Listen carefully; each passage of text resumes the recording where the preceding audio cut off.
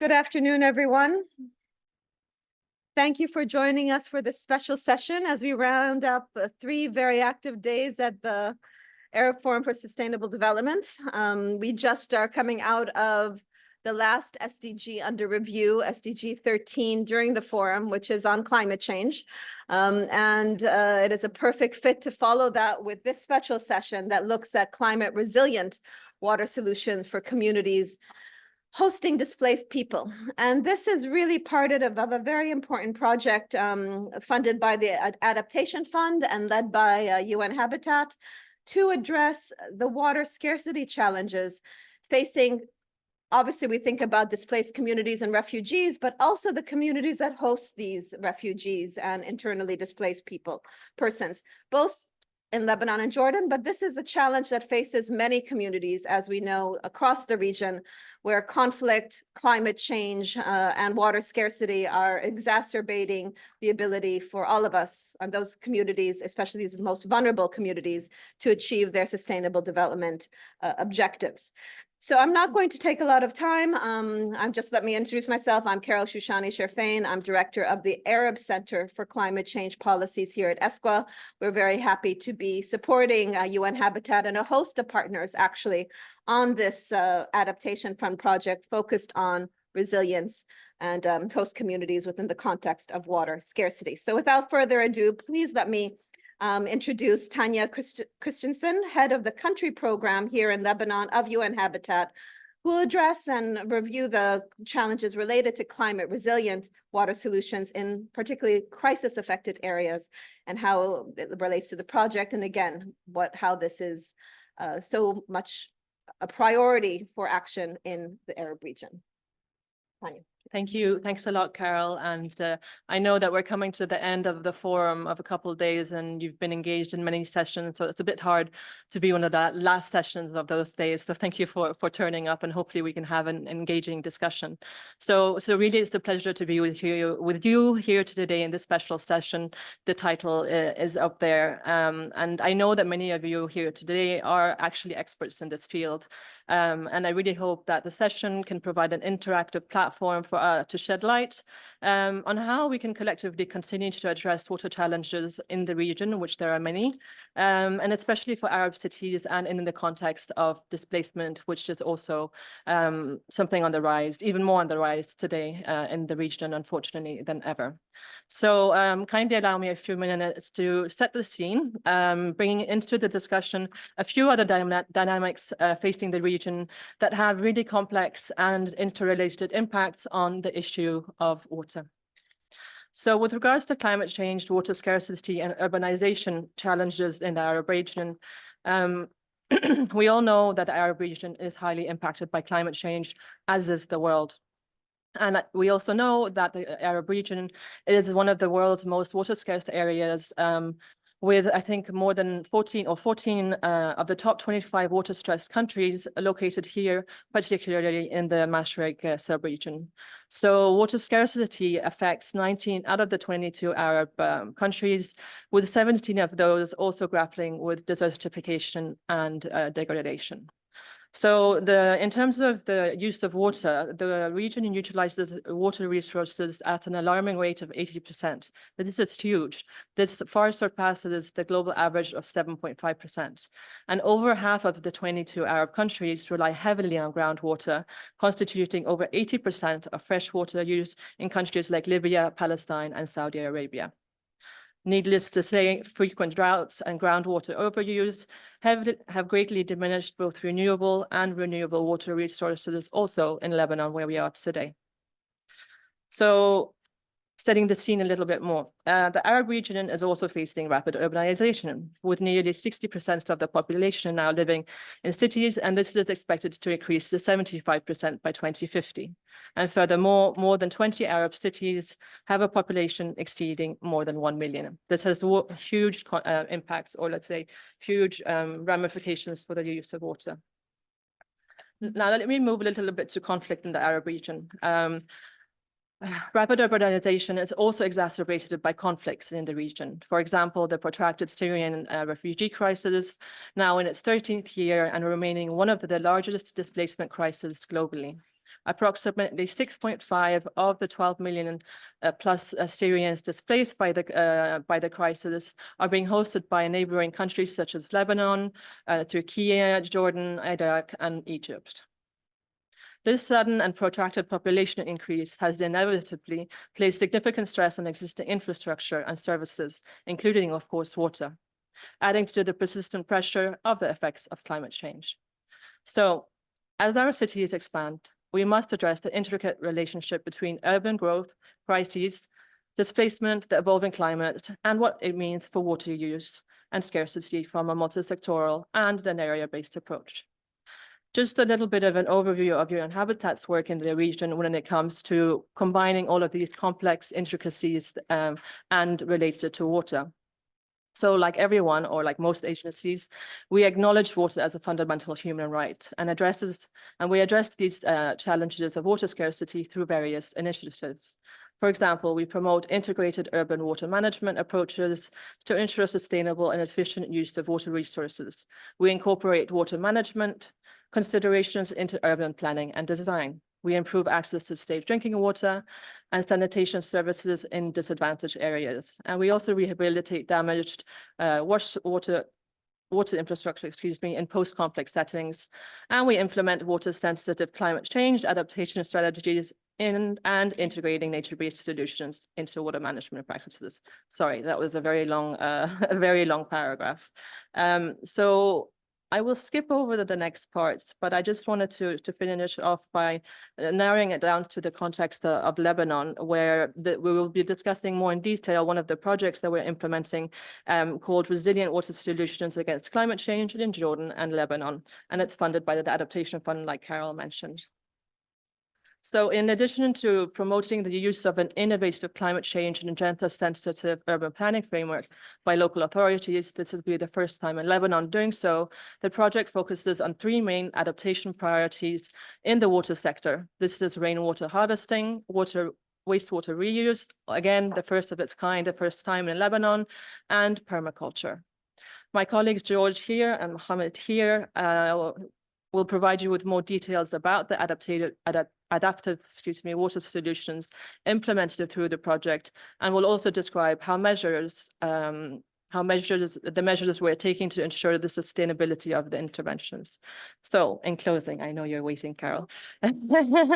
As cities continue to grapple with the complex challenges of climate change, urban growth, displacement and migration, the need to highlight and share innovative approaches, which is why we have an amazing panel here who can hopefully inspire us more, is really urgent, as everything is urgent these days. So I really look forward to learning from everyone today, and especially also those with us here in the audience, to shed light on best practices and lessons learned from concrete and innovative water supply interventions in the Arab region. Thank you so much, and thank you, Carol. Thank you, Tana. Actually, that's been more brief than we thought, and it shows how much you want to hear from the audience during the discussion, because we really do have such a rich panel. I will be strict to the panelists not to exceed that 10-minute mark, okay, for each of you presenting, because we have a lot of people here, we have people online, and we'd like to have a discussion after a first set of presentations. The session will be organized with about 4 presentations, and then we will open for some questions, so take notes. We'll then go back into 2 presentations at the end that focus specifically on the project that was just presented that is being resourced by the Adaptation Fund, and then we'll open up for questions as well, because we do want to get to the closing session. We hope at least catch a bit of that end, but we can go a little bit long if we need to. So without further ado, let me go out to our first panelist. I'm hoping Sarah is online. Can we confirm, Yeah. Jordan? Yes. Yes. Hi, Sarah. I was hoping to see you here, but I guess not. Sarah Halika is head of the Adaptation Unit at the Ministry of Environment in Jordan. She has been involved in the project for some time, but I think she's going to be highlighting also the work of the 3RP program, which is a regional refugee and resilience plan, and as well as Jordan's recent initiative launched at COP28, where it leads a climate refugee nexus initiative, and we're looking forward to hearing more from you on how this has gained traction at the COP and with other countries. Over to you, Sarah. You have 10 minutes. Yeah, thank you. Thank you, Carol. Good evening, and thank you for your exceptional moderation, as always, dear Carol. And hopefully for this one, we will have a successful panel discussion. And like Ms. Tena said, that we are looking for the audience engagements and your questions and your feedback from each country's perspective regarding climate and water resilience. But first, I would like to begin by expressing my sincere apologies for all of you for not being able to join you in person today. Nevertheless, I'm grateful for this opportunity that's given to me, and I would like to extend a special thanks to UN Habitat and ESCWA for organizing these events and for the work that they are accomplishing in Jordan and in the region regarding climate change, and specifically regarding adaptation and climate change, as it's a priority for the region and for Jordan. In my presentation today, I would like to share with you the main climate change impacts that we are facing in Jordan, climate actions, and then we can shed the light on the climate refugee nexus initiatives that you mentioned, Carol, highlight. And also I would like to highlight just with a few slides about the projects that Ms. Tina said about, which is approved that we have something on ground that is implementing, and hopefully it's increasing the resilience of our community regarding climate change and water especially. I don't know if you are sharing my presentation, or would you like me to share the presentation with you? Yes, for the second slide, please. Yeah, you can move first. Yes, in the slide, according to, as you can see, this is a snapshot from the outcomes of Jordan's fourth national communication projections, where Jordan is affecting with several climate change impacts. As example, as you can see, we have the projections till 2100 that will have 2.1 Celsius increase in our air temperature. There will be a drier climate, more frequent droughts with an increase in the maximum number of consecutive dry days, and more severe land degradation.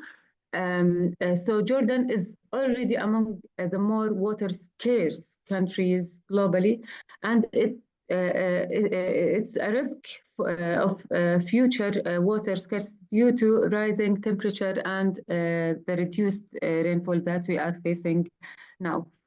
For next slide, please. So we have to do some actions on the national level, and we start to do some on the local level to face those impacts of climate change. We are focusing our efforts on policies, programs, and investments that deliver climate resilience and carbon reduction while attracting international finance and cooperation. Multi-actions have been carried to equalizing the scale, let's say, between the international commitments and our priorities as developing country, which are developing countries that we submit our Jordan's NDCs with increasing our commitment to the reduction of GHG by 31% till 2030, but this 31 is divided to two percents. One is the unconditional percent of reduction, which is 5%, and the remaining, which is 26% of reduction, which is depends on the international community and developed country parties committed to their commitment to the global and to other developing countries. And this amount of reduction with a cost around $7.54 billion US. Next slide, please. Focusing on, yes, next slide. Yeah. For this slides, we start also building our policy. We submitted our first climate change policy 2013 till 2020, and we start developing our policy to cover the period from 2022 till 2050. In this slide, I took it from the policy that which is where there is an interlinkages between the population growth and what we are facing in Jordan regarding refugee issue, which is as you can see, the population growth from has been grown from 5.85 million in 2008 till 2020, it's around 10.8 million people that we have in Jordan. 40% of them are female, and the remaining are men. Also, 30% of the population in Jordan are non-Jordanian, including a high portion of refugees. Also, as I mentioned in the previous slides, that Jordan is maybe it's the first scarce countries regarding water, and now in 1946, where the annual per capita water availability has declined from 3.6 thousand meter cubic till which is now below the limits to 100 meter cubic that reached now. And according to the recent studies, it's around 56 meter cubic. For next slide, please. Focusing on our policy, which with the vision that we have a long-term objective to have a national developments and efforts supporting Jordan being part of the global efforts towards carbon neutrality by 2050, and this is the main objective and the long one for our policy. Next slide, please. Where in the next slide, I'm showing you the interlinkages between our policy and the Paris Agreement articles, where from the left, the policy vision and objectives, principles are all under the preamble of Article 2. Enabling factors are part of the Paris Agreement 7, Articles 7, 9, 10, 11, 12, all covered in the enabling factors for emerging issues are already in the preamble of Paris Agreements. And in the monitoring and evaluation techniques that we've developed for our policy, it's also comes under the under Article 13, which is the Enhanced Transparency Framework. Next slide, please. After having those main documents, which is the NDC, the climate change policy, which are both the base for climate actions. The NDC are the political base, and the policy is the policy base. We rely on those main documents, and we use them as a tool to drive our national work under the climate change. But we know that climate change issue will not be carried by one single institution. All relevant institutions, public, private ones, banks, local communities, and all key players are part of this process. In this regard, the need to build the governance system for climate change, it became a must to ensure the proper implementation for those actions that we've highlighted in our main documents. Sarah, just a minute. Can we get into maybe if you're going to talk about the Climate Refugee Initiative, maybe if you want to skip to that because you've got just a minute left. Yes, we can move to the climate refugee. Yes. So I will take I will not take more than 2 minutes. I'm sorry, Carol, but the idea is that yes, we have the national commitments and our work, but on the other hand, as Ms. Tina said that, and she's mentioned that the refugee issues. We all know that Jordan, as part of this region, we're facing the climate change impacts. Maybe on the slide you can move for the next slide, which is the climate refugee. Yes, this one. So for Jordan, we already have limited natural resources. We're facing water issues, challenges, problems, and difficulties in different sectors. Plus the refugees issue, which is we're adding a burden for our natural resources. So number of people forced to flee due to persecutions, conflicts, violence, human rights violations, and events seriously distributing public order had reached more than 1 million for the first time record in 2022. This forced displacement not only exacerbates vulnerabilities of those refugee populations, but places significant social, economic, and environmental pressures on host communities. Limited natural resources, such as clean drinking water, are becoming even scarcer in many parts of the world that are already hosting refugees. Similarly, degradation of ecosystem impacted by climate change and increasing number of refugees collectively resulted in added pressures on a country's food and resources security.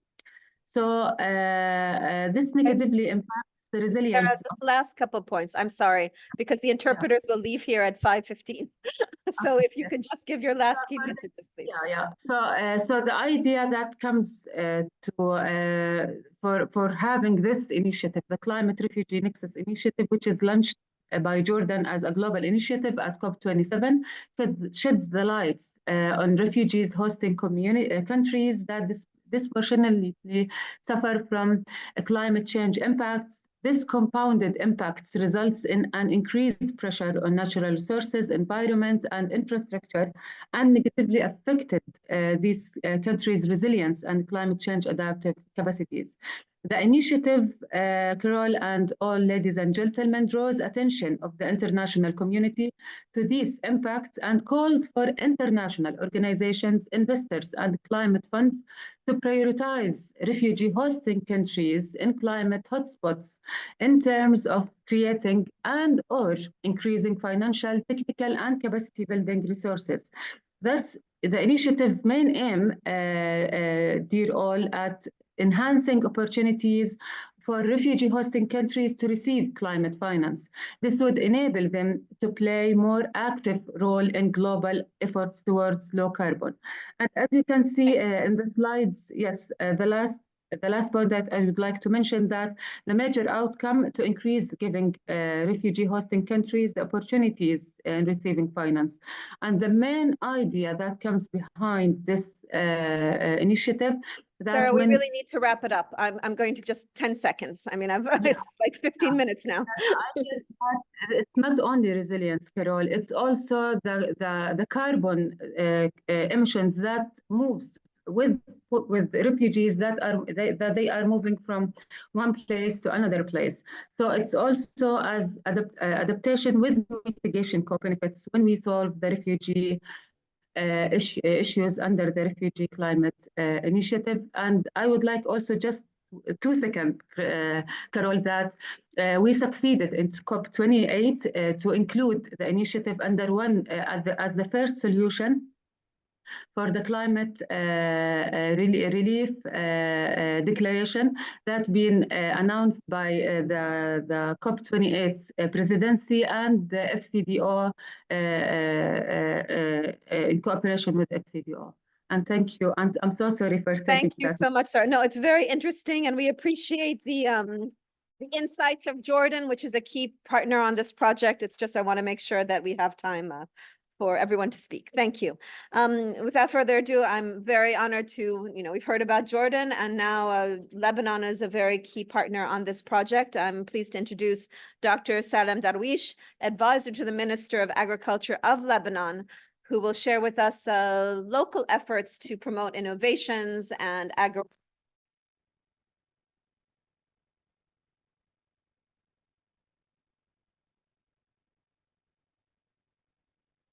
And I would like to highlight that this really echoes His Excellency, the Minister was here with us yesterday, where we had a consultation on food systems in the Arab region. And he opened talking about the challenges, of course, in Lebanon, in Gaza, and the whole region, as we look at that synergy also between food systems, food security, water security, and of course, the specific challenges related to Lebanon. So I turn it to you, Dr. Darwish, please. Thank you. First of all, I would like to thank ESCWA and UN Habitat, especially the team of the project Resilience Water Climate Against Climate Change. I will start what are the main achievements and lessons learned regarding SubMed project. Just to mention, this SubMed project is a project financed by Fonds Français for French Fund for Environmental international environmental whatever, and it's realized between bilateral in Lebanon and in Egypt. Before to talk about this project, we elaborate this project since the Ministry of Agriculture and the Green Plan Directorate initiate a project named Hassad, where they built 22 hill lakes in all Lebanon areas, and it's done. But at the end, we found a hill lakes with water, but without any continuity regarding farmers, cropping system, cropping matters, irrigation, marketing for product, and so on. So this project, it was an innovative project, taking into consideration the expectation and the policy of, especially for stakeholders, and it is a mixed project with development activities, with some, we finance some activities, and also with research. So in general, we look to adapt agriculture to climate change and market uncertainty, of course, enhance small farmers' profitability and livelihood, and of course, preserve natural resources and biodiversity. We should mention that this project is achieved in north of Bekaa, the region, most vulnerable region regarding climate change, if you want, in this issue. So the main, if you want, objective is to preserve water resources and improve farm profitability. To do so, we start with some engineers, with postdoc students, and so on, to start with bioeconomic model, where we start to have the data. We collect the data at the beginning, and then this data was divided into several categories, taking into consideration some indicators: economic, agriculture system, irrigation, cost of production, marketing for product, and so on.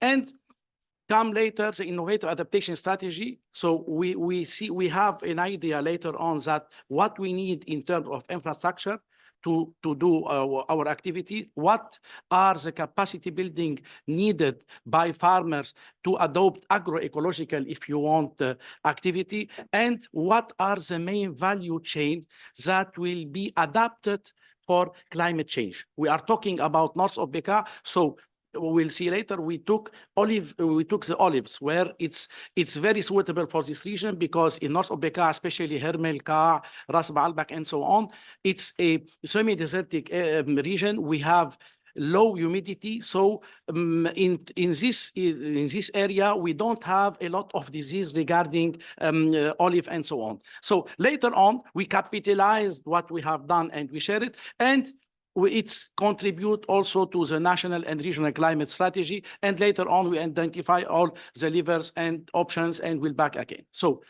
what it have been achieved here, I go directly. So at the beginning, the government do what are considered improve irrigation infrastructure as term of hill lakes and so on, and also contribute of hill lakes and irrigation channels. But it's not in the whole if you want all the hill lakes. Our activity starts here.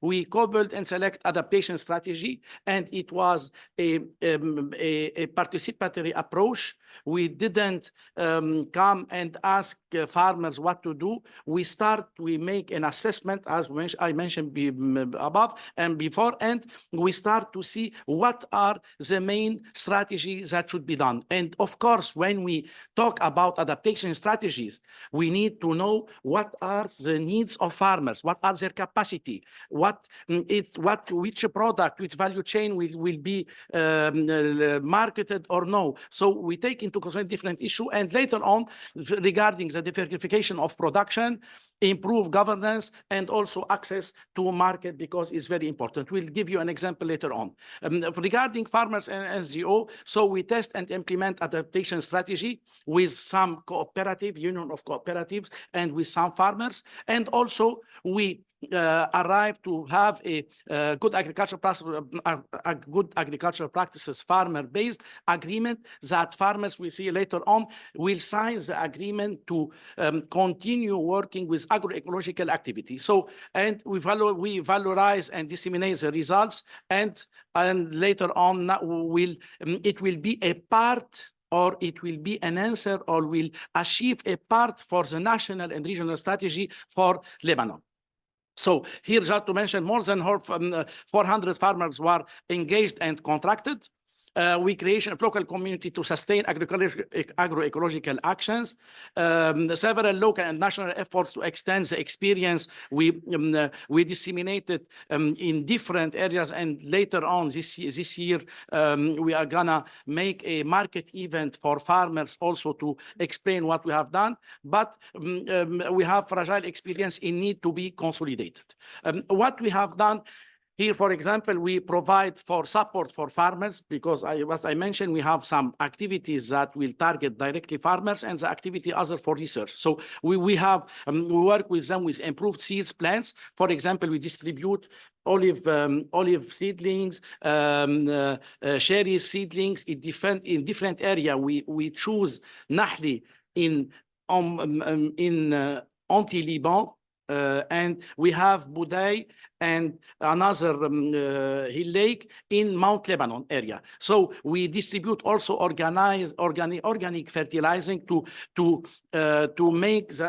ensure that farmers are going to use it sustainably. A drip irrigation system for farmers. For example, if we take the example of Nahli village, the hill lake is very good, but they don't have a drip irrigation. So during the spring, when the hill lake is full, so they will irrigate in traditional way, and we don't have enough water for other products for the summer.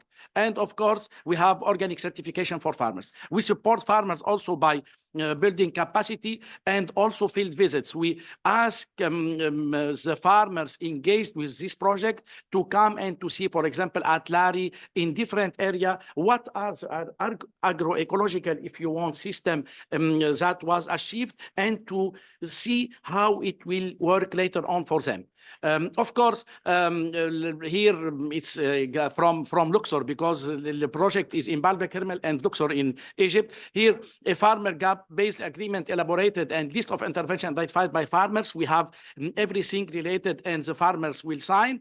217 agreements were signed. And what is, if you want, new in this project, that we have designed a digital farmer book registration, providing all the information here, and each time we need to know where is the farmers. When we click on the farmers, so we have the area, we have what it has as production, and we have all the indicators related to has been done. Also, in Lebanon here, it's in Hermel, it's Union Cooperative of Hermel. We provide collective infrastructure. You know, for example, the Minister of Agriculture is in difficult if you want, financial situation as all government institution from several years.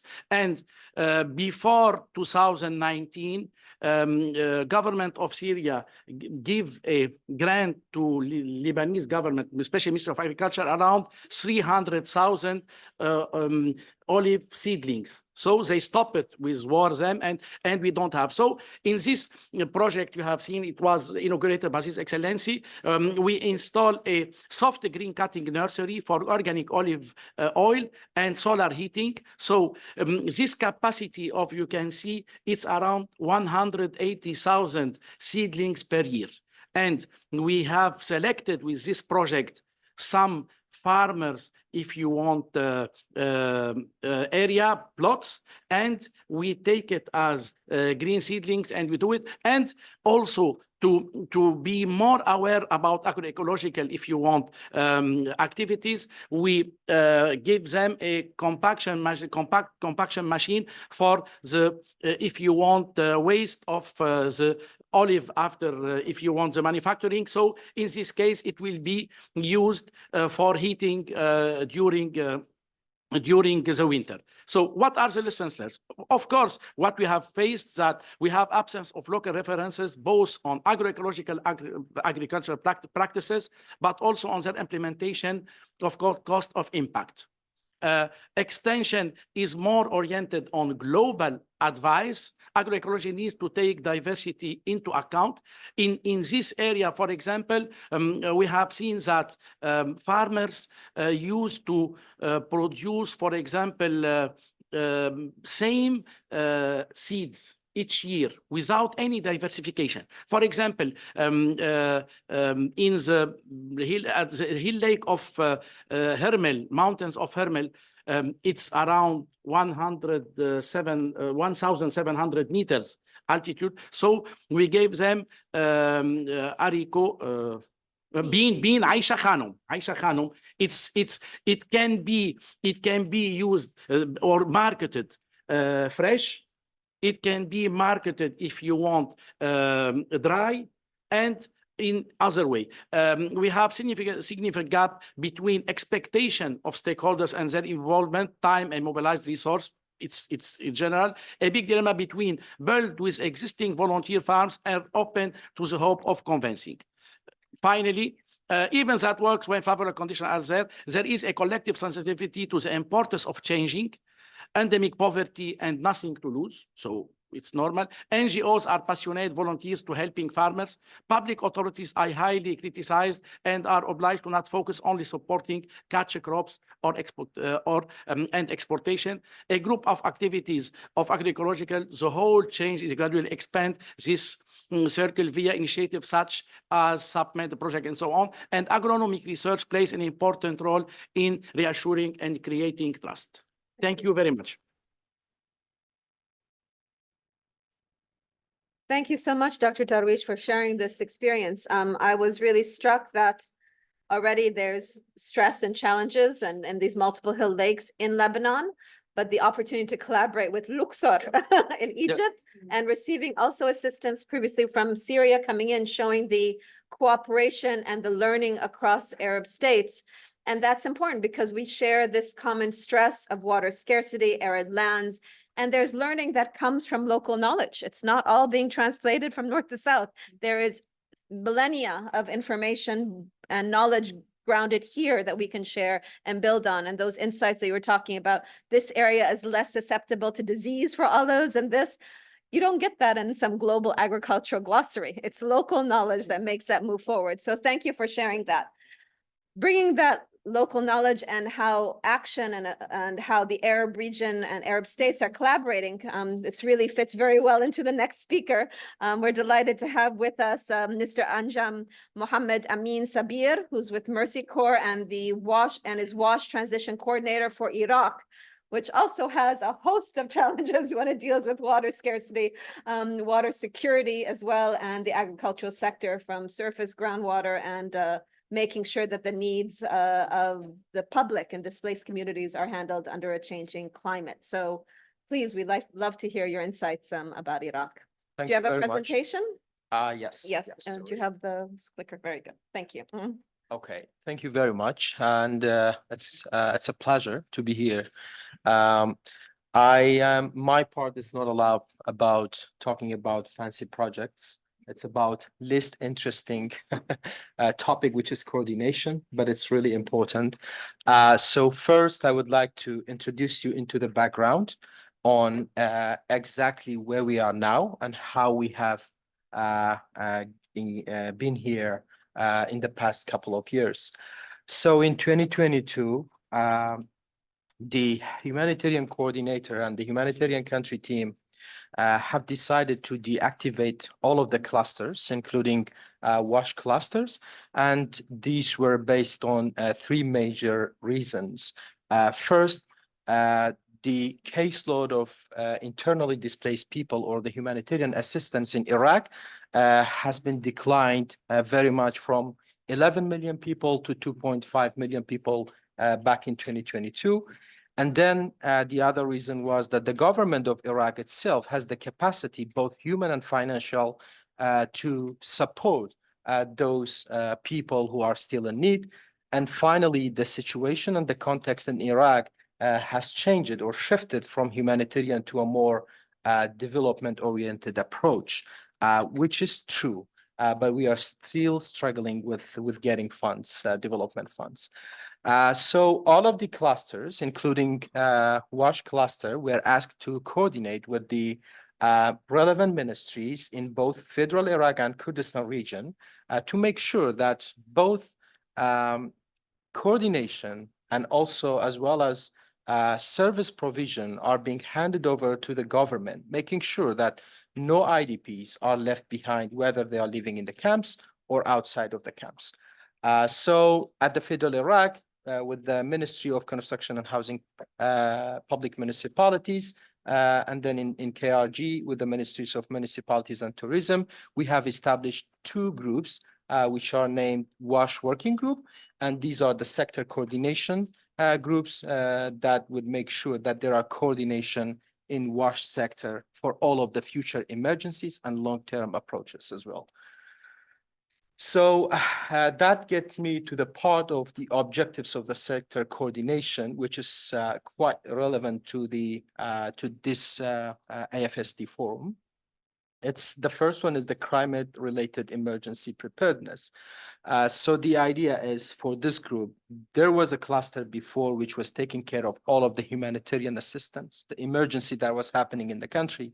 But now since the situation has changed and shifted, this sector coordination need to make sure that anything that might happen in the future would be considered and it would be included into their programming, whether it's a government, UN agencies or NGOs. So climate-related emergency preparedness, it's to develop emergency preparedness and response plans for climate-related emergencies anticipated over the next 5 to 10 years. Iraq has been affected by climate change. It's the fifth most affected country on the globe who has been affected by climate change.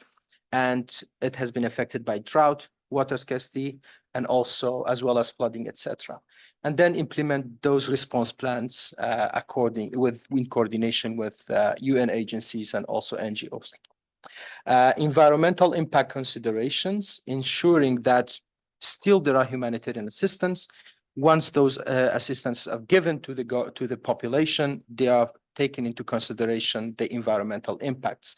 Conduct environmental studies, because this is very important. Still at the country, we don't have a clear study to say what are the impacts of climate change, where we are now, and what we are expecting in the next 5 to 10 years, which is, I think it's a big gap for the whole WASH sector and water concern.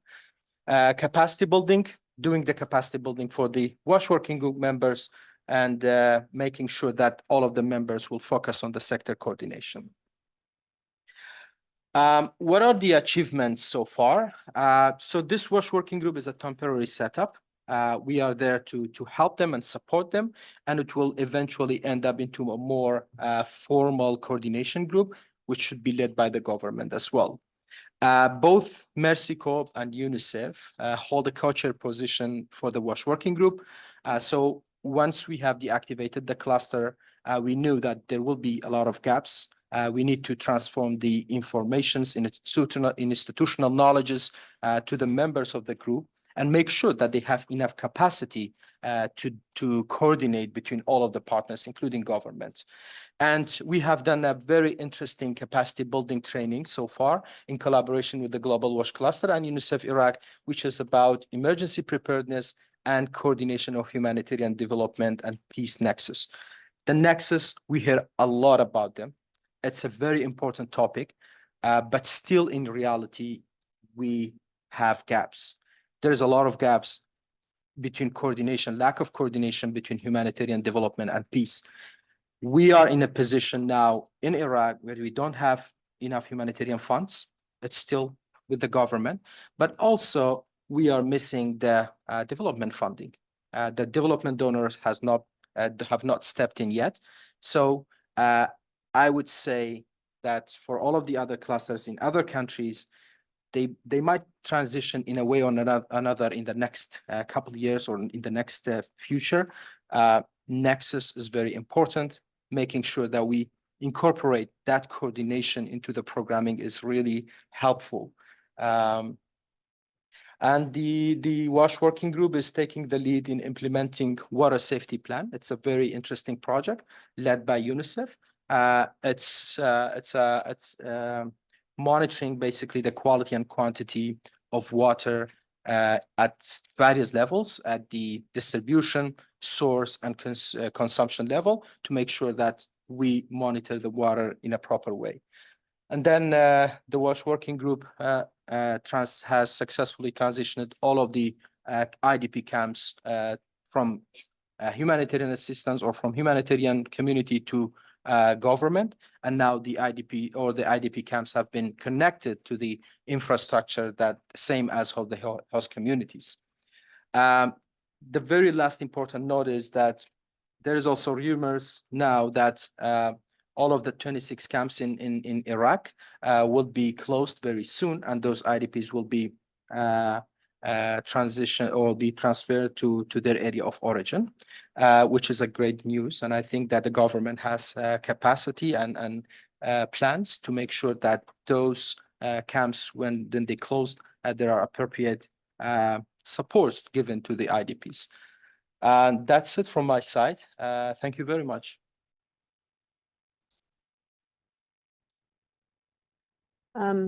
Thank you so much. A lot of insight there, and quite honestly, new news for me as well on that. There has been a lot of conversation, and there is, on this topic of moving from humanitarian to development, and at what point and what juncture does one start and what end, and what is the transition in between. In full transparency, ESCWA, as well as many of the UN organizations, some of them here, are part of a UN task force on water, not only WASH, but on water. And we have also noticed a little bit of disconnect between the water sector and the climate sector, because there's a lot of work on climate in Iraq. A lot, almost, I would say, an excessive amount of analysis on Iraq, not a lot of action, but not very well connected to water, even though the climate community is working on NAPs, on projects, on finance, all this, but not well communicated. So I think the issue that you raised about coordination is so fundamental, because it's not it's just communication to know it's there and to link in the various strategic sector, WASH, agriculture, with all the work on climate. Because climate security, I mean, Iraq is the poster child, even more than Jordan and Lebanon when it talks about this issue. So I'm sure there'll be a lot of interesting questions that will come up during the discussions on that and how to improve the coordination, which gets us exactly right to a coordinator that we have coming back to Lebanon here. We are pleased to have with us Leah Mascaro, à la française, consortium coordinator of Haukama, which is a EU Lebanon project coordinated, implemented by ACTED, and works a lot on rooftop water capture, water storage, water harvesting, and particularly focused on communities hosting displaced persons in Lebanon. So if you could share with us those insights and how you're able to move forward on this project, which also involves a lot of coordination between partners and citizens. Please, Leah, if you could. Sure, thank you. All right, so indeed, I'm the coordinator for the Alkama EU project. So it's a project funded under the Adaptation Fund, which aims to bring sustainable and equitable water to all in Lebanon. Today, what I wanted to focus on for this session is how we work on climate resilient water solution through the angle of participatory river basin approaches. So I'll walk you a bit through this. So a lot of those challenges have already come up, but river basin are actually an endangered resource in Lebanon for various reasons. Industry pollutions, lack of protective institutional and regulatory framework, overuse of groundwater also has been discussed. That being said, a few common remarks we hear when we mention river basin management in Lebanon are things such as, it's not a priority. We have way too many issues in the countries already. The municipality only care about their municipality, or we can't get all those people to work together. So how do we work from there, right? How do we move from there? For how we make it work, for us, it goes through three main axes. First of all, it's a plan that is informed by scientific data, yes, but is readable by all. This guarantees buy-in and leadership at all of the levels of society, national, regional, and local level. And lastly, it's also about going this extra step, this extra mile, but building citizen leadership by informing and raising awareness of citizens and local decision makers on the criticality of those issues. In short, river basin management requires that we involve all stakeholders of society, academia, businesses, institutions, opinion leaders, citizens. So how did we do this? So I want to walk you a bit through the process because we had a lot of lessons learned, which you will see will lead to actual impact and action in the ground. So we started with stakeholder identification, and this was probably one of the most critical steps of our project. It can sound like a tick box exercise, but actually this was one of the longest process made over the course of 4 to 6 months, where we utilized our long-standing field presence as NGOs to identify stakeholders at field level, at the basin level as entry points, mobilize them on the question of river basin issues and use them as referral points to access additional stakeholders. This allowed us to mobilize people across a wide range of stakeholders categories from users, regulators, and advisors.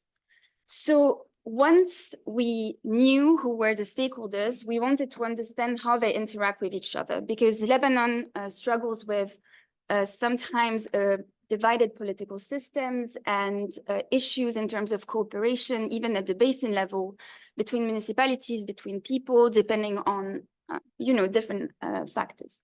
So we did a big survey where we were talking to people about water issues, and it was a very concrete question on how do you interact with each other on those specific issues?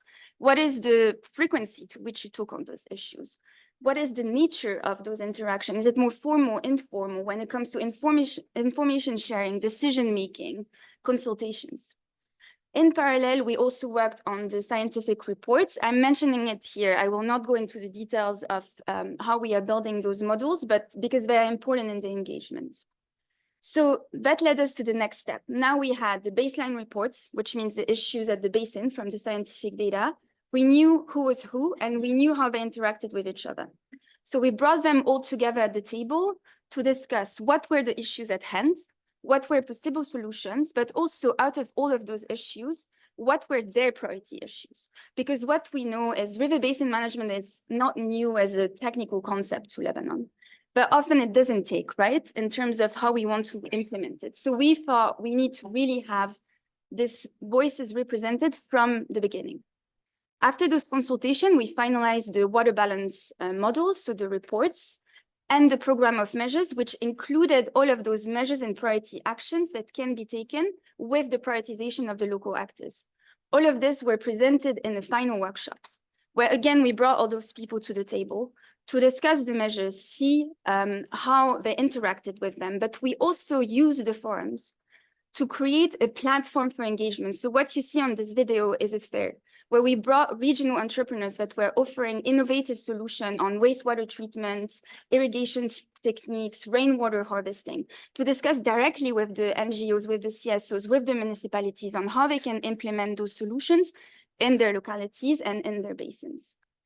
So now we had a plan. So the plan was the program of measures, which very concretely is an operational tool. And this is something I want to emphasize. We also have the final reports, which are big scientific reports with a lot of data that are extremely useful for the scientific communities and the ministries. But the program of measure is an operational tool.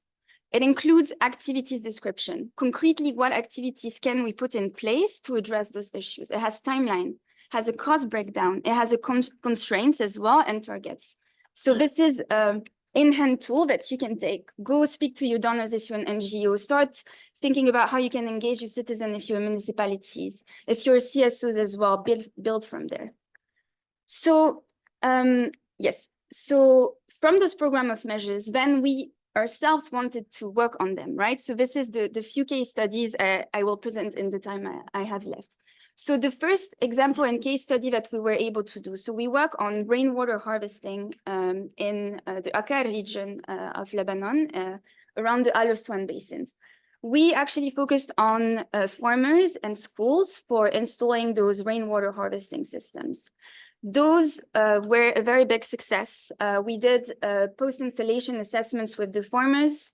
97% of the farmers reported that they reduced their costs on fuel consumption. 100% of the schools and the farmer reported that they overall reduced their dependence on alternative sources, such as water trucking, for example, for their consumption. So this is something that is scalable and replicable, and that we are continuing today with an added approach, which is to add further support to the farmers with trainings and drip irrigation kits as well. So another case study that we did are what we call the grassroots projects. What are those? So it's grants that we are giving to civil society organizations across the basins.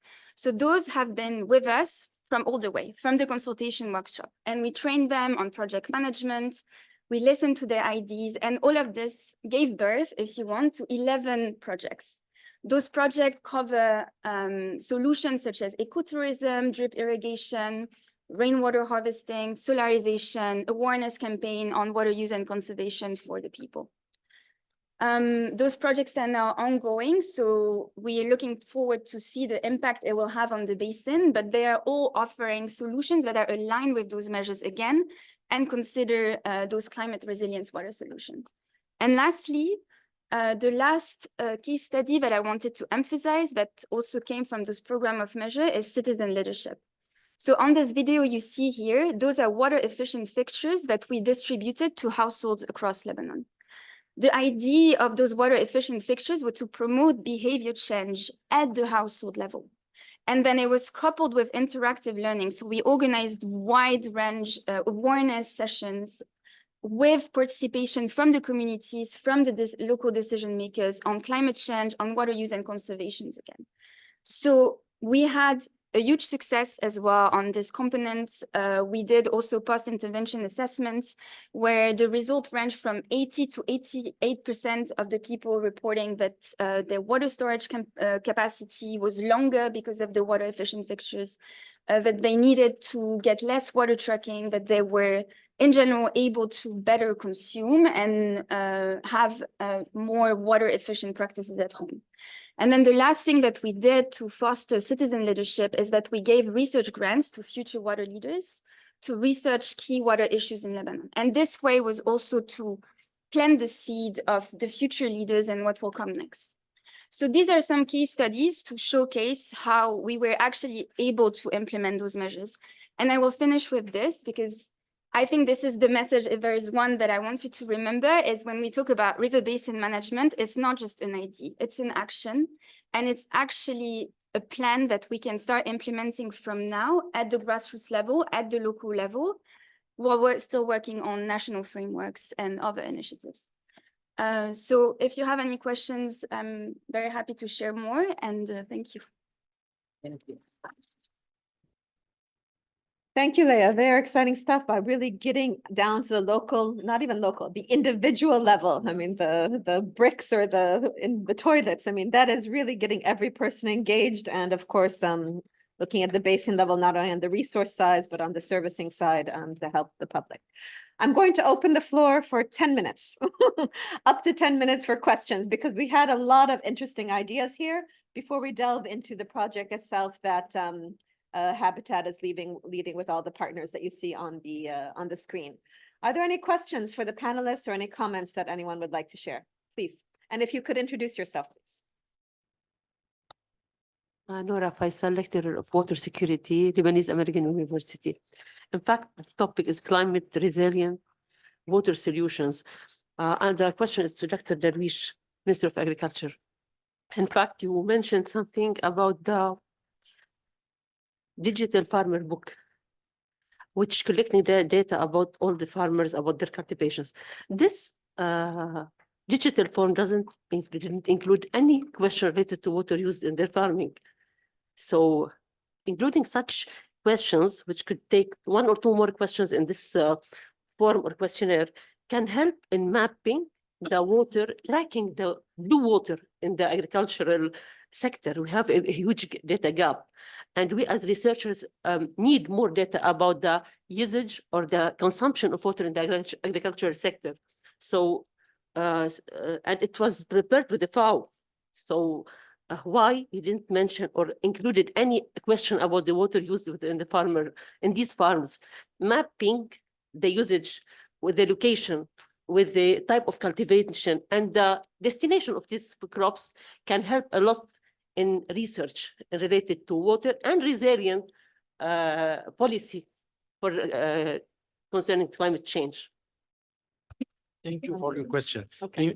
In fact, we have a hill lake with a fixed quantity of water, let's say 25 cubic meters, 25,000 cubic meters. So, and we have, let's say 15 farmers. So what we have done with the bioeconomical model we ask them about the quantity, but in Lebanon, you know, we have a lack of, we don't make a price for water for irrigation. So in this case, we are not able to do such if you want data to have accurate data in this issue. Second, we can use some, if you want, scientific like water meter and to see what each farmer, how is the consumption of the quantity. But in fact, due to the fixed number of farmers, what we have, if you want, optimize the use of water for irrigation for such a crop, and we have make different scenario. If you have, for example, you irrigate 100%, what it will be the production, what 75% of water that you can get, what could have the impact of, if you want, in terms of quantity and so on. So it's if you want, a pilot project for us. So you can make sure that if you go to interview all the farmers, you ask him about about the water for irrigation and how to give you a number, he will not be able to do it. Will not be able to do it because sometimes he told you, for example, I irrigate 8 hours. Next week I irrigate 10 hours. So it's not regulated as terms of water for irrigation in Lebanon. Thank you. Thank you. Questions? Any other comments or questions? Please, sir, introduce yourself. Thank you very much. Azam Hamadi from Jordan, from BDO Global. My question to Sarah, I think she mentioned the last point about the refugees climate change initiatives. My question is there any linkages between Climate Change Fund and this initiative? Because we heard the last session, the conference here, about Green Climate Fund. But I think there is good initiatives or good opportunity to have benefit from Green Climate Fund with such initiatives. Thank you. Sarah, are you still online? Were you able Yes. to hear the question? Yeah. Yeah. Okay. Yeah, Would thank you like to you. comment? Yep. Yes, thank you, Azam. Thank you for this good question. The main idea of this, the main concept of this initiative is to secure proper finance and the proper funding needs for countries hosting refugees. And for the interlinkages, we've been, during COP28, we've been meeting COP presidency, we've been meeting the FCDO, and try our best, as I've mentioned, to have it submitted as a solution under the declaration by the presidency. We've met representatives from the Green Climate Fund in Jordan's office in COP28. We've scheduled a meeting with the Adaptation Fund Deputy Director also.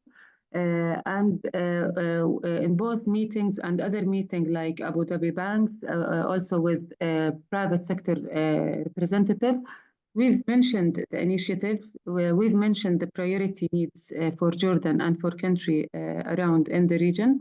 And we'll try to build these connections. I think the work will be accomplished by the end of COP29 and by the FCDO and COP presidency for COP28. And hopefully our meetings will secure that much of finance, because we're looking to modify the criteria for financing to put extra points for a country hosting community refugees to secure more funding and to have the finance needs secured. Thank you. Thank you, Sarah. I will say the unfortunate situation in the region, I really commend Jordan for actually articulating this even well before this initiative came out. I mean, it's been over a decade. The 3R, I mean, Jordan has been very effective in articulating the challenge of such a water scarce country and the refugees coming in from Syria, and a country who's always been having who has always been welcoming to refugees over time. And I think it's actually a model. Very early on, Jordan articulated that need. That could be something that other countries, Lebanon has not been, for political reasons, as articulate in terms of the ask. But again, Jordan, I think, has been effective in attracting always more money as resources are needed, but has been quite effective. And to be frank, the Adaptation Fund project that we are going to be discussing now is one of those examples. Small comment on that. Unfortunately, that you mentioned, there's a lot of refugees and different activities, but fortunately, we are become master in water management, energy management, and like climate change adaptation and mitigation, all these activity. I think we are, let's say, we build good knowledge and good Agreed. master model for other countries. Agreed, agreed. I'm going to, if there's one other comment quickly before we get to the next set of questions, presentations, and then again, we will have time for inquiries afterwards. Are we okay? Can we proceed? All right, good.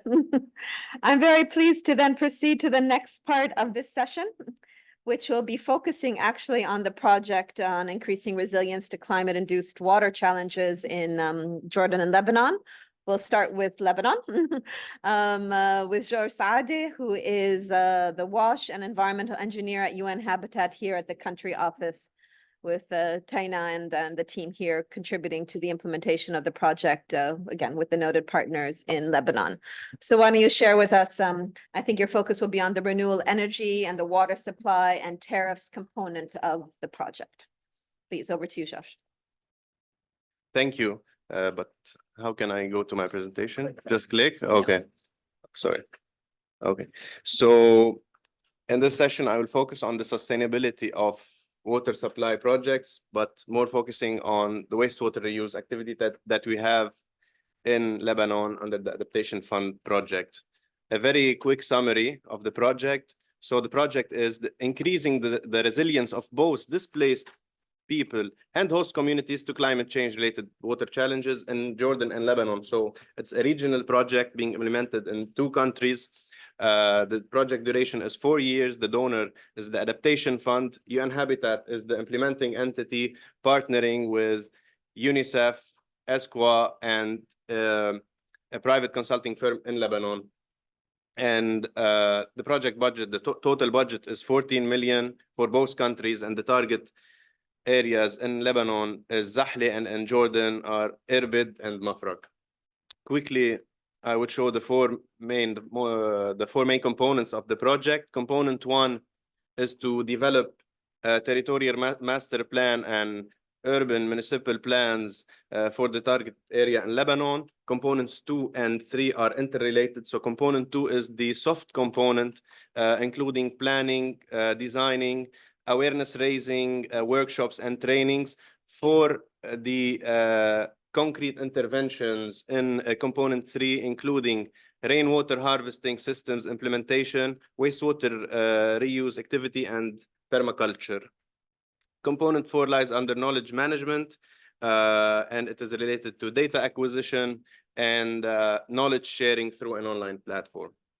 So this was a very quick summary. And now we'll focus on the sustainability and how we can make our project sustainable. As you know, sustainability has many pillars, including environmental sustainability, social sustainability, financial sustainability, and a cross-cutting policy aspect. For the environmental sustainability of our project, the project is backed up by a required environmental impact assessment study that is revised based on the Ministry of Environment recommendations, and it is submitted for them to review it and to approve it and endorse it. And in the EIA process, there are public hearing meetings involving stakeholders, and this strengthens the social sustainability of the project. We will talk about it in the next slide. Also, to have our project sustainable, we need to have sustainable monitoring, and this requires testing the treated wastewater that we are planning to use in irrigation. So we are testing this effluent in coordination with the plant's operator, and we are focusing on parameters which are not tested by the operator, because we want to use it in irrigation. However, the operator is not using it for irrigation. Also, we will be providing through the project chemicals for the Bekaa water establishment, since our project is located in the Bekaa and the plant is under the mandate of the Bekaa water establishment. And these chemicals will help them continue monitoring the quality of the effluent after handing over the project. Also, the project will provide sampling and sampling equipment. It's an auto-sampling device. It allows sampling and testing the quality of the effluent at different time intervals and events.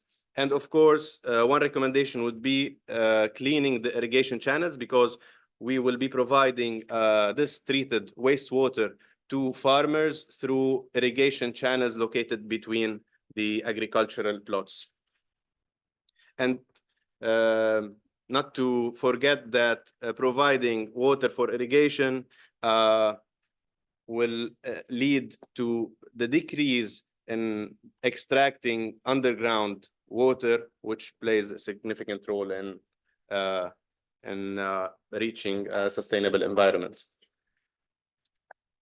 Okay, from a social perspective, engaging stakeholders in the project is key to a sustainable project. And stakeholders in our project are engaged from the planning phase till the operation and maintenance phase after completion and handover. And the planning phase, the project was amended based on the community's requirements. In the design phase, the project is being revised. The design is being revised and adjusted based on the farmers' needs in the targeted area. And in the operation and maintenance phase, the stakeholders will be engaged in forming irrigation committees or water user associations which will be in charge of the operation and maintenance of the distribution networks, of the water distribution networks, and the collection of the fees. From a financial aspect, and to have our project sustainable, the design is adopted in a way to reach a desired tariff. And of course, this tariff should be cheaper than what the farmers are paying now to extract underground water to irrigate their plots. And this table is just to show the logic and how how we're thinking, reaching a desired tariff and designing our system. Please do not adopt, and we are not committing to any number here. So when setting a desired tariff, we would be able to know what are the remaining OPEX costs, and these costs would be covered by the installation of a renewable energy system. And of course, you know, in water provision, the highest OPEX is the energy cost. And this is how to show setting a tariff, knowing the OPEX costs remaining, sizing the PV system, then seeing what's remaining to size our system, the reservoir, the pumping lines, and all the components of the system. The operation and maintenance costs would be covered by the tariff, of course. And our partners, UNICEF, are developing a study led by their local partner called LOST, a local NGO. Okay, from a policy perspective, to have a sustainable project through policies and based on a draft decree for the water law number, the law number 77, sorry, under clauses 75 and 76, water user associations could be established when necessary to lead on the operation and maintenance of the water distribution networks. Of course, this is in coordination with the establishment, the water establishments, and they can be also in charge of the fees or tariff collection. On the other hand,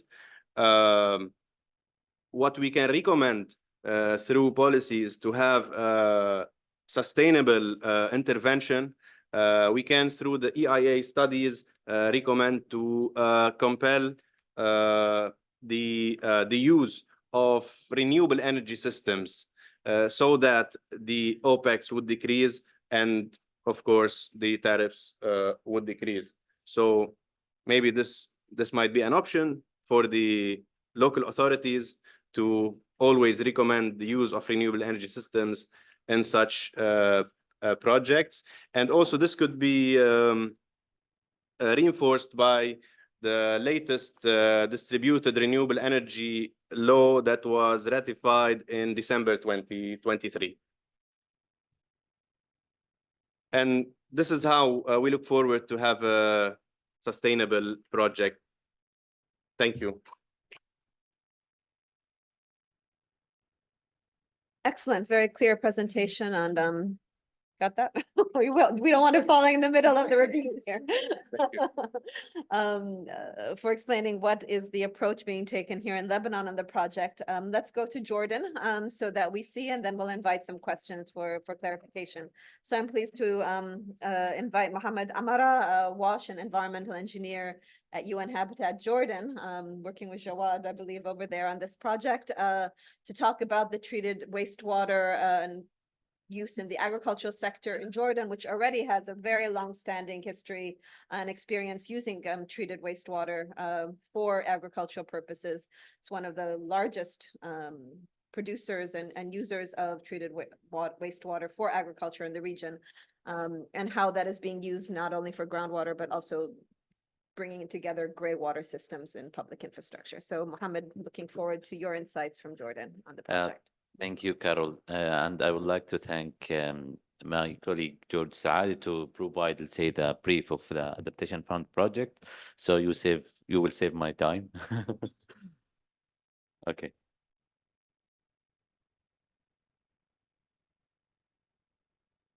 So I will start for, let's say, Jordan context. with the challenges. Maybe some of challenges is already, let's say, mentioned by our colleague Sarah Al-Haliq from the Ministry of Environment. But in general, we have, let's say, in Jordan, challenges related to the environment and water. Let's say, so we have, let's say, a limited water sources in Jordan. Also, the demographic challenges is, which is, we have, let's say, a population growth in Jordan. It's guide us, let's say, to some economy challenges. So sometimes the government can't, let's say, provide operation and maintenance for the water network by, let's say, providing an extra or more, let's say, water networks for the new areas, and also for the sanitation network and sanitation and wastewater network and connection for that households. Also, we have in Jordan, we have a large number of refugees, according to the, let's say, Syrian crisis, and before that, the Iraqi crisis. So we need the Adaptation Fund project in Jordan for, let's say, to have or to take a sustainable water management approaches. Also, let's say, to a limitation or increase, let's say, the demand of unsustainable water sources. Also, for, let's say, Jordan context, we are, let's say, aiming to increase the water supply options from to have, let's say, more sustainable sources, including rainwater harvesting and reuse of treated wastewater and grey water. So yeah, our project is, let's say, that this introduction is provided by my colleague. So the targeted area in Jordan, sorry. So the targeted area in Jordan for the Adaptation Fund project, we are, let's say, targeting the north side of Jordan, which is Irbid Governorate and Mafraq Governorate. So Irbid includes 250K Syrian refugees, and Mafraq more than 80,000 Syrian refugees. And we have also, let's say, the Zaatari refugee camp in Jordan. Most of you, maybe you know it. So for the component, it's the same component which is provided by George, but I will say add only a few points, which is the the component one, which is the resilience urban master plans. It will be includes develop climate resilience urban master plans for both Irbid and Mafraq governorates. Also develop climate change adaptation action plans. For component 2 and 3, I will go, let's say, through some activities, which is we already started the implementation with. So for the rainwater harvesting system. Okay, so yeah, for the rainwater harvesting system, we have a target of providing or installing a total of 64 rainwater harvesting system in schools, mosques, and residential buildings. And we are, let's say, started the assessment of that, and we have received the assessment, and we are, let's say, trying to start the implementation and start the bidding phase by maybe Ramadan or the month after Ramadan. So including this 64 system, we have 14 residential buildings. I will, let's say, add one point here for let's say, the climate change project in Jordan. We are trying as a UN Habitat, we are trying to, let's say, start with, let's say, providing some results after, let's say, the implementation of the project, and, let's say, provide guidelines about that. So we are trying to involve, for example, households under constructions or building under constructions and existed households, let's say, some complex sometimes. So we are trying, let's say, to prepare an general assessment after or during the project to, let's say, provide the, for example, some results according to the cost, the benefits, and how it can, let's say, provide benefits for the climate change challenges. Also, we have one of the targets is to provide and install 40 grey water treatment and reuse systems in schools and mosques. Going to the soft component, we are going to provide showrooms at the municipalities of Irbid and Mafraq. It will contain both grey water treatment and reuse systems and rainwater harvesting system. Also, raising awareness is one of our goals.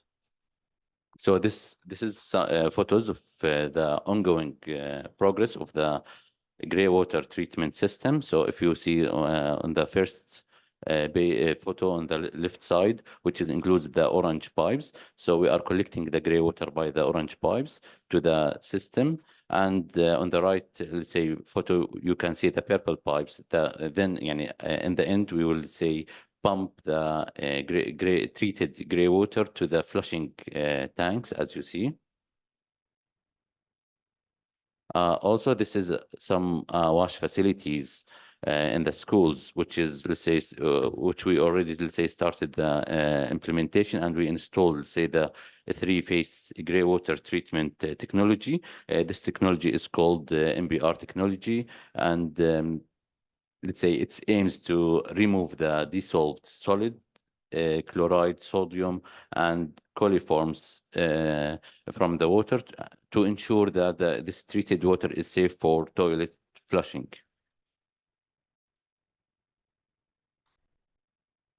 Now for going to the wastewater and the efficient treatment and reuse of the wastewater. So we are, let's say, targeting 195 dunums in Mafraq and Irbid and Jarash. This 195 dunums will receive a water, let's say, efficient using of efficient irrigation system. And also we are going to upgrade and, let's say, improve three existed wastewater treatment plant in Jordan. This, let's say, some of this three wastewater treatment plant will have, let's say, an additional reservoirs. And this is the last, let's say, the last slide from my side is the wastewater treatment and reuse in Mafraq. So you can see in the middle, the Mafraq wastewater treatment plant, the green areas. These areas will be, let's say, this is during the assessment phase. So we are going to select areas to be benefit from the new irrigation systems in Mafraq Governorate with total of new 75 dunums. I would like also to add in the end that UN Habitat is, let's say, going to provide a new nature-based solution project related to the lagoon. So we are going to provide lagoon for Jarash wastewater treatment plant, providing, let's say, new technology with new, let's say, storage of water. Thank you. And if you have any question, please. Excellent. أقاطع لأنه معنا 10 دقائق للجلسة الاختتامية. Okay, I'm going open to the questions اتفضل because yes, the interpreters are leaving soon. على اتفضل. عجالة. بعنوان أين أنتم من اليمن؟ يعني اليمن طبعا فيها من النازحين كثير اللي هو تقريبا 5 مليون أو 6 مليون ما يقارب اللي هو نازحين داخليين. خلاف إنه موضوع النزوح من أفريقيا وغيره وغيره. خلاف إن اليمن تعاني من صراعات كبيرة لا تخفى عن الكل. وكمان موضوع إعادة مشاريع اسمه مشاريع الصرف الصحي، مياه الصرف الصحي شبه معدومة. الاستفادة من أمطار موضوع الجسور، فإن اليمن 90% تقوم بحفر الآبار بطريقة عشوائية. أين أنتم من اليمن فقط؟ هذا ما عندي. شكرا. Yemen definitely doesn't need. I can tell you that we used to do renewable solar panel installation in Yemen. So there was work, and then there's the conflict. FAO is very active also in Yemen, just to be aware that there is activity. I don't know if UN Habitat is working in Yemen. Would you have any insights on that you can share? We are very active in Yemen on multiple areas, but I wish I could detail them for you. But I do know that we are working in the area of climate, I don't know if it's adaptation or mitigation through funding from the GTF itself. And we also have other work in terms of recovery, reconstruction, and so on and so forth. But I'm happy to put you in touch with our office there, which has an extensive program. And I think that's the benefit of this session, because there's learning and experiences and testing that can be done in these countries. The challenges of coordination in Iraq across the sectors as we move out by the government's decree out of the humanitarian into the development. I don't know if we're there in Yemen yet. I think you're still in the midst of a lot of crisis that needs to allow that switch to the development portfolio. But there are resources there available, and definitely the knowledge base that is there to support the entire region. So is there another question that may be in Arabic? The next, I'm going to give priority to those, and then we can continue with the more open discussion. Any other questions or comments that anyone would like to pose to any of our panelists? Oh, okay, coming back to the panel from. Yeah, just I would like to highlight something around the word that you've mentioned around coordination and its challenges. The thing that I want to mention now is that we are at Iraq in a position where we have transitioned. And just want to mention that transition is not about ending humanitarian, Really appreciate it. Thank you. ending humanitarian assistance in one day, and the next day you wake up and there is development donors funding your country. That's not the case. We have experienced that. We are in the middle of having no funds. It's true that humanitarian situation is progressing, but the country is still struggling with funding of water scarcity, climate change, etc. So we better think, and we all together, not one responsibility for one person or entity, together to coordinate in the nexus of humanitarian development and peace. Thank you. Thank you. Very well put. The coordination, the transition, and we've already heard earlier today the project preparation. Often the government does not also have the capacity to prepare the projects. They might know the priorities. We have a lot of great ideas being generated by government officials and civil society, but then getting it from concept, a few pages or a few paragraphs, to a project proposal that is fundable. I don't want to say bankable, because not everything has to be bankable. There could be grants, but fundable to actually move towards implementation. Very point well taken. Any other comments? Because if not, I'm going to turn over to our Sarah over here. Is there any other comment, just because you've had a chance? Anyone else have a? Then please, the last question, please, from Jordan. Very Did short someone question. else have? No, that she's Melissa. Yeah, about the gray water system, because already we had many projects in Jordan about gray water system. Is it feasible or not? Just very short. Thank you. Thank you for your question. So according to our system, we are, let's say, trying to avoid any, let's say, filter systems. So our system is more sustainable, and it's not need, let's say, for a lot of operation, and no need for operation, let's say, fees. Also, we have, let's say, control panel. This is, let's say, it's a limited time. Maybe I can show you maybe after the session that we have also control panel.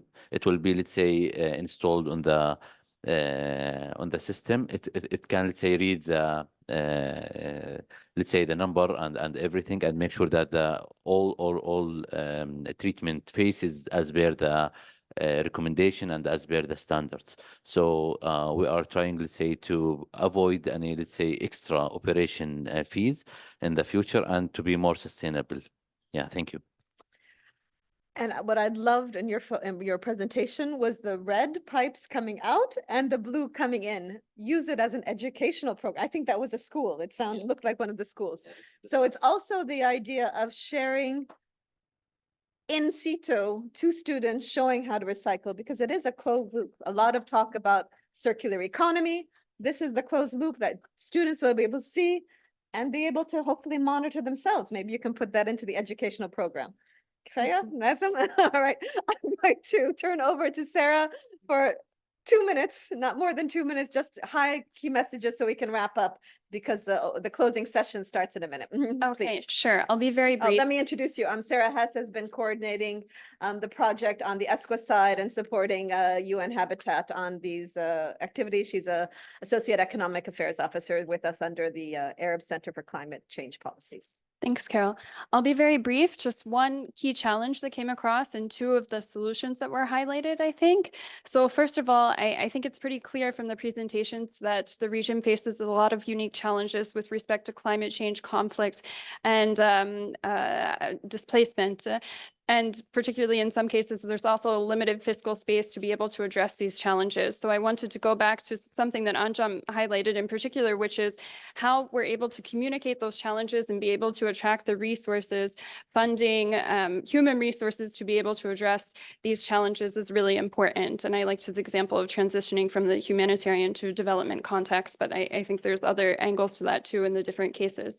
In terms of solutions, first of all, something that came across was the importance of working at the local level in terms of gaining local knowledge and being really deeply engaged with different community stakeholders. I think this came across in Mr. Darwish's presentation of the agroecological work and the community level knowledge gained, as well as the examples that Leah gave of civil society-led projects and working at the basin level. And then finally, I wanted to highlight the diversity of the different interventions that were presented today. So it included everything from rooftop rainwater harvesting, wastewater treatment, gray water systems, even the research grants that Leah mentioned for funding future research and next generation solutions. So, and along with this, the willingness to go through multiple iterations with some of those solutions and figuring out, okay, this isn't working, how do we change it and adapt to what the community really needs? Yep, thanks. Thank you so much, Sarah. Thank you to all our panelists. Thank you to Sarah and Jordan. Thank you for your partnership. And again, finding ways that we can learn from each other on field projects, on experiences, on bringing this across the Arab states to address this challenge of host communities, water crisis, and development. Please, if you can go proceed directly to the B1 level where the closing session has actually started. Thank you very much. Thank you. Thanks a lot.